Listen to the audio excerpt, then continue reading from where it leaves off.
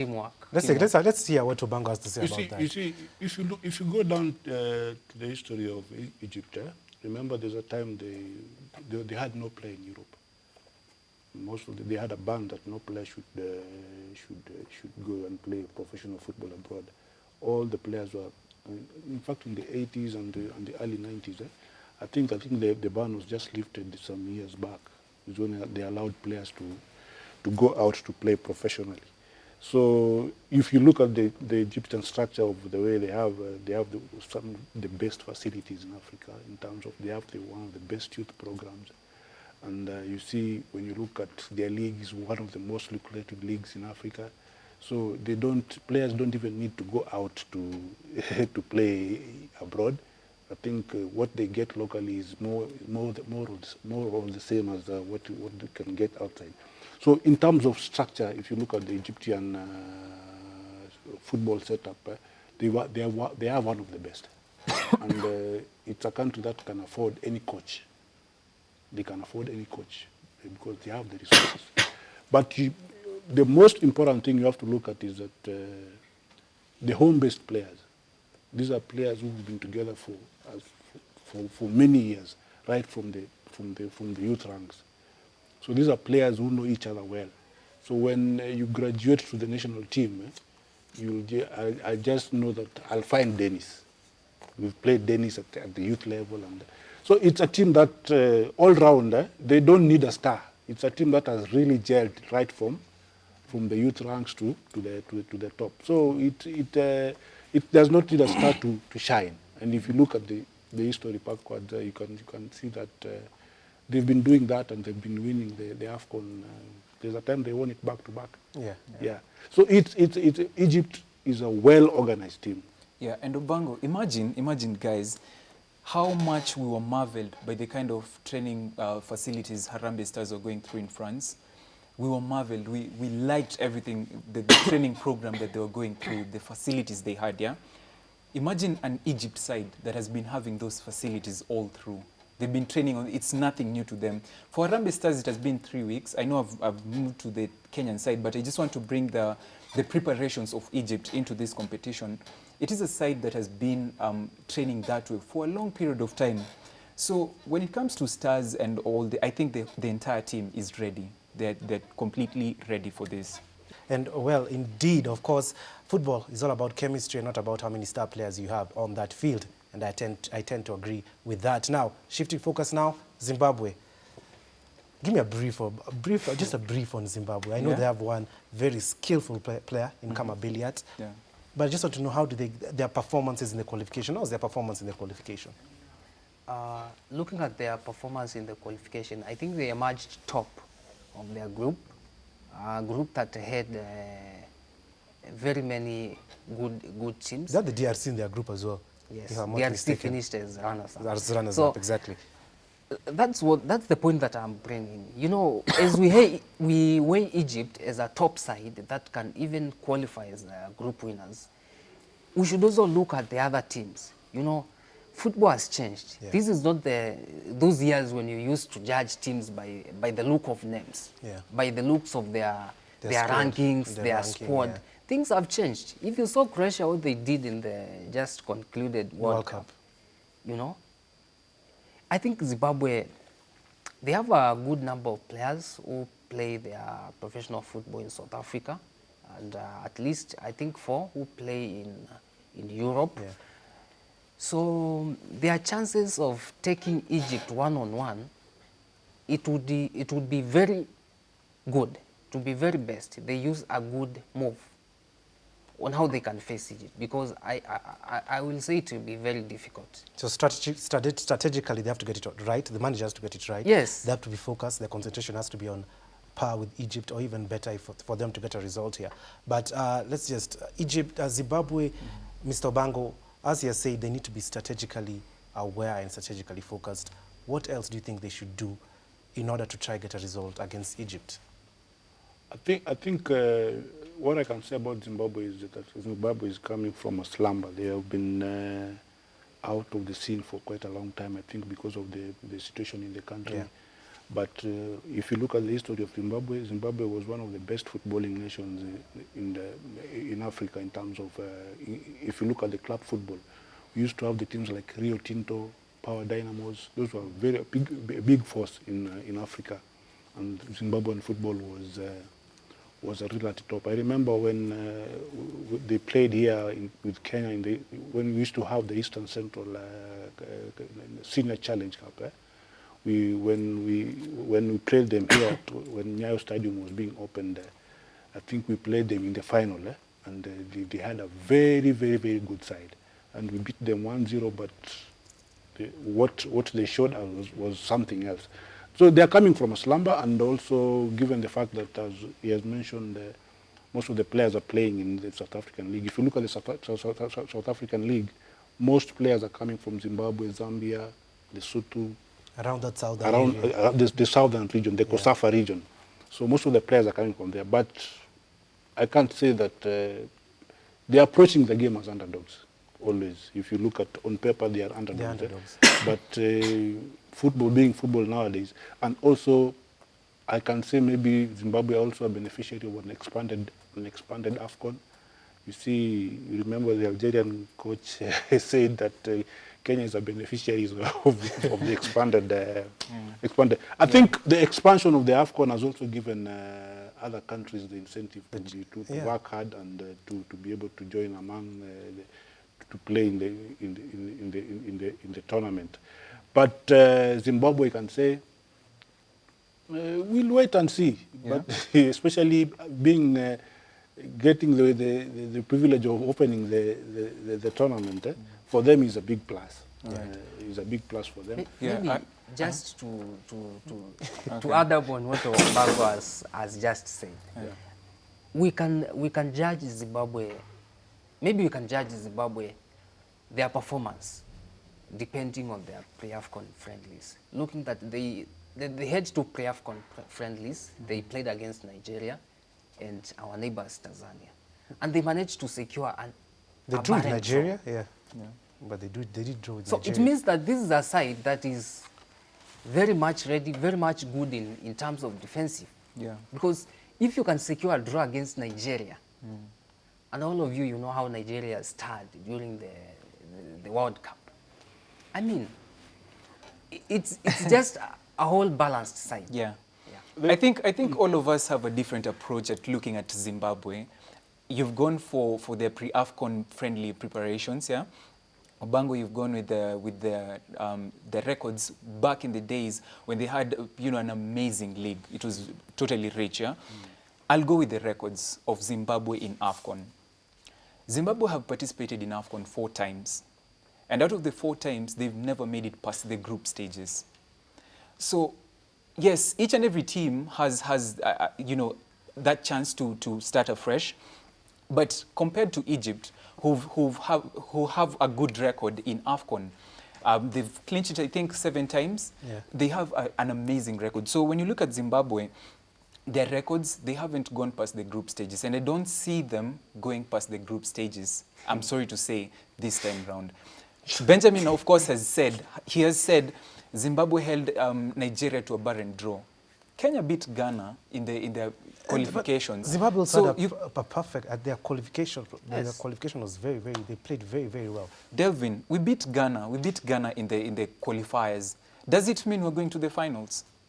Does it mean Kenya is going to the finals after beating Ghana? But Ghana are not that good anyway. So, but I get your point. Yeah, I get your point. But then again, for me, I think Zimbabwe kind of like one of the dark horses going into this competition, because having seen their qualification, their friendly matches, I think they have what it takes to perform well in this big stage. But we'll just have to wait and see whether they can, how they perform in this first game. It's a tricky first game. I know they wouldn't have wanted to face Egypt in their first game. But let's see how they perform. But on that, Dennis has said that he's not seeing that they might advance past the group stage. Looking at Group A, we have Egypt, we have Uganda, we have DR Congo, and Zimbabwe. And you think out of all those, Zimbabwe is going to come out maybe runners-up? You know, Egypt, yeah. The reason why I'm seeing that Zimbabwe, at least they have a chance to compete for something. Maybe they can reach the knockout stage, maybe they can reach the knockout. Because looking at their qualification process, their group, they had Liberia, they had Congo Brazzaville, and they had DR Congo, and they topped, leaving their runners-up with at least 4 points. Let me ask another question. Another team in this group you're more strong is Uganda. And Aren't Uganda in this group as well? Uganda did their qualification as well was. But we'll talk about Uganda tomorrow. Let me not get into Uganda. Let's just focus on Zimbabwe. Let's focus on Zimbabwe. Okay, but while you're focusing on Zimbabwe and looking a bit at Uganda, in that you said it's Group A, yeah? Yeah. I think of all the teams there, Egypt come off as favorites to qualify from that group. And then I tend to think Uganda is much better than Zimbabwe in terms of football, even when we look at the rankings. DRC also have a very talented squad, and I wouldn't write them off. But then again, these are pre-AFCON friendly matches. We're not too sure if DRC started their best 11. Yeah, we're not sure. I think I concur with Dennis. You see, if you judge a team by the pre-AFCON friendlies, I think it's a big mistake because, you see, these are especially matches played a week to the kickoff of the tournament. But in a real tournament, you cannot go for a defensive because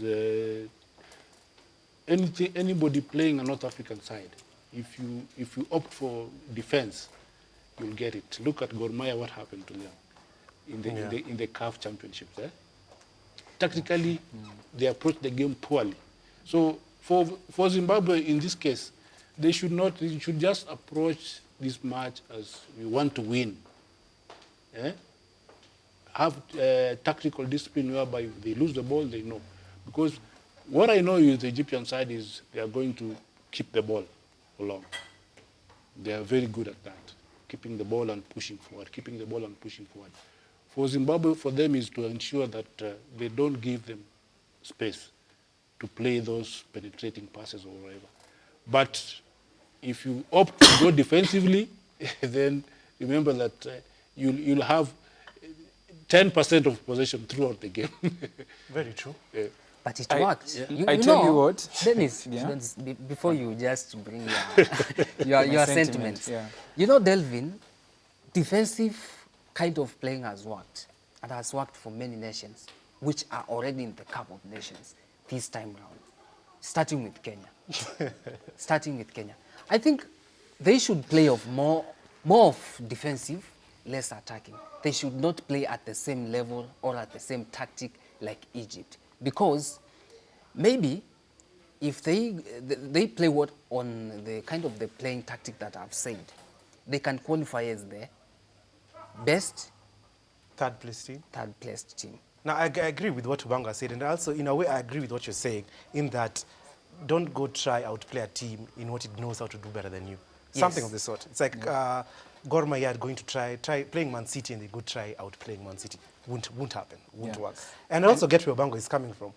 Sit back against North African side, you're just inviting more pressure on yourself. So it can be dangerous. Delvin, I think I'm on the same thought as you are. I support both of your sentiments, but I feel like I'll tend to lean on Benjamin Mwaka's side more, because when you look at the pace of Egypt, these people are very fast.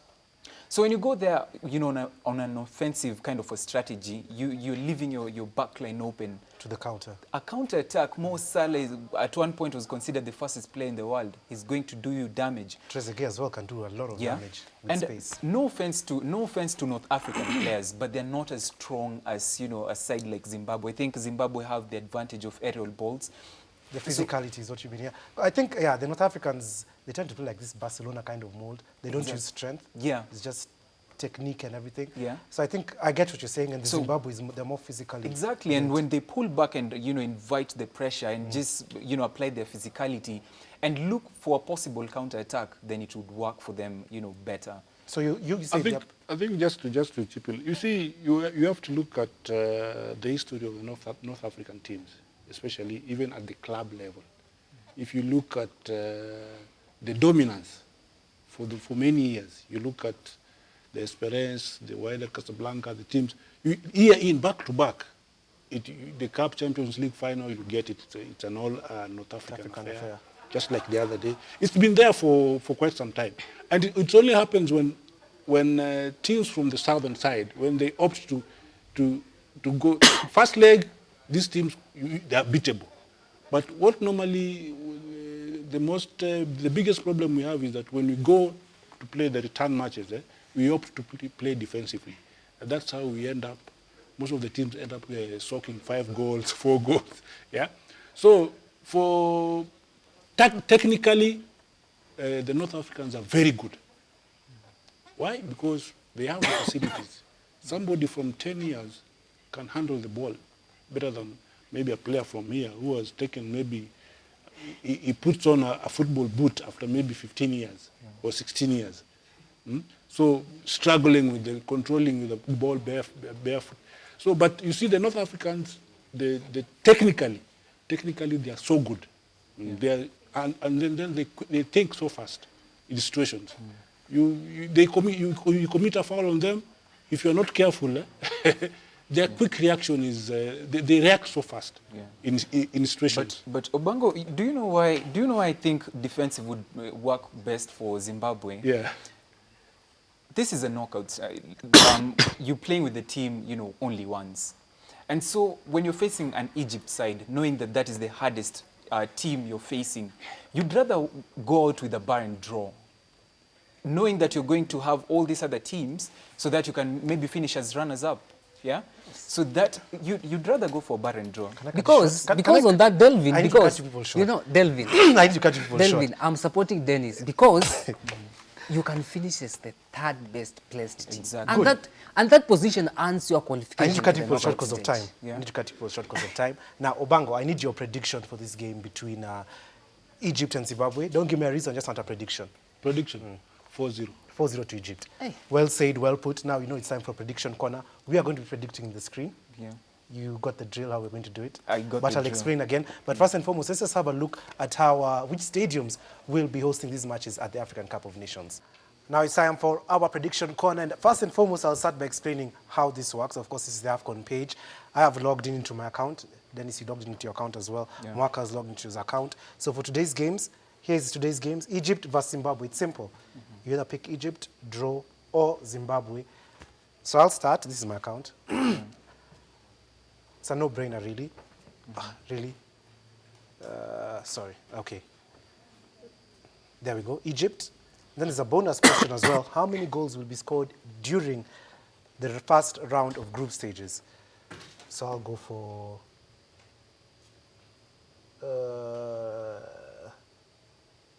I know African teams don't score too many goals. I'll go for 15 goals. Okay. So I've selected Egypt and 15 goals for my question. So Dennis, you'll go up next. It's about my time, yeah? So, of course, I'm going to go for an Egypt victory. Yeah, well, it updates my points on the side. I think it updates the points, over here, yeah? And then the number of goals, I think I'll go for, how many goals now? 12. Let me just go with 12. 12 goals in that group. You go with 12. Yeah.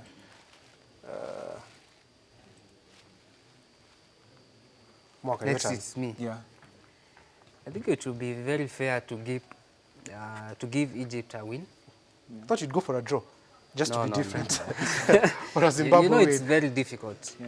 Fair enough, fair enough. Yeah. How many goals? First group stages. I think I can give around 20, very many. How many goals did you go for? 12. 12. Yeah. 18. So 18, 16, 12. Okay, no problem. Simple as that. Now that is our prediction corner. And of course now, because we are running out of time, it's Egypt versus Zimbabwe later on today. Will Mohamed Salah give the Pharaohs those 3 points? Or will Kama Billiat lead his Zimbabweans to an unlikely victory? Now, catch us tomorrow again, same time, as we will be previewing the games that will be played tomorrow. There are a host of games, Nigeria as well, in action tomorrow, if I'm not wrong. But until then, do keep it sporty.